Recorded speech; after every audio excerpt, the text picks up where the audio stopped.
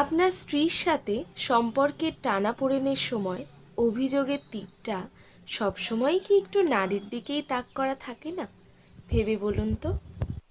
জীবনে যতবার ঝগড়া হয়েছে, কতবার আপনার নিজেকে অপরাধী মনে হয়েছে, অথচ আপনিই কিন্তু জাজমেন্টাল হয়ে বন্ধুদের বলে বেড়ান সে বড্ড সেন্সিটিভ। নারীকে সেন্সিটিভ ভাবার আগে কখনো ভেবে দেখেছেন কেন সেইভাবে রিয়্যাক্ট করছে? ধরুন সে আপনার ওপর অভিমান করেছে কিংবা রেগেই আছে, অথবা ধরুন আপনার সাথে কথা বলা বন্ধ করে দিয়েছে।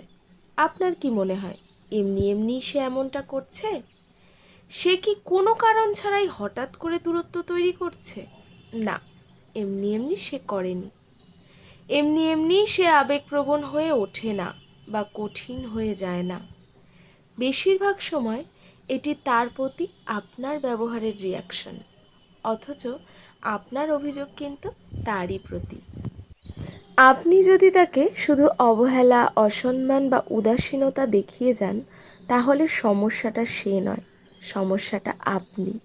হ্যাঁ, আপনি। আপনি তার ভুলগুলো ধরার আগে, তার সমস্যা খোঁজার আগে নিজের সমস্যা খুঁজে দেখুন।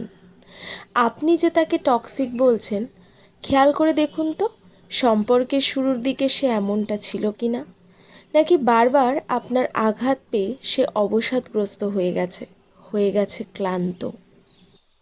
তার সাথে খোলামেলা আলাপ করে দেখুন।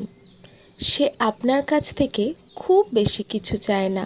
সে চায় না আপনি তাকে সবসময় তুলু তুলু করবেন, অনেক বায়না পূরণ করে দেবেন। সে শুধু চায় আপনি তাকে একটু সময় দেবেন, তার চোখের দিকে অবারিত তৃষ্ণা নিয়ে যেমন করে তাকাতেন ওভাবে তাকাবেন, তাকে মূল্য দেবেন এবং সম্মান করবেন।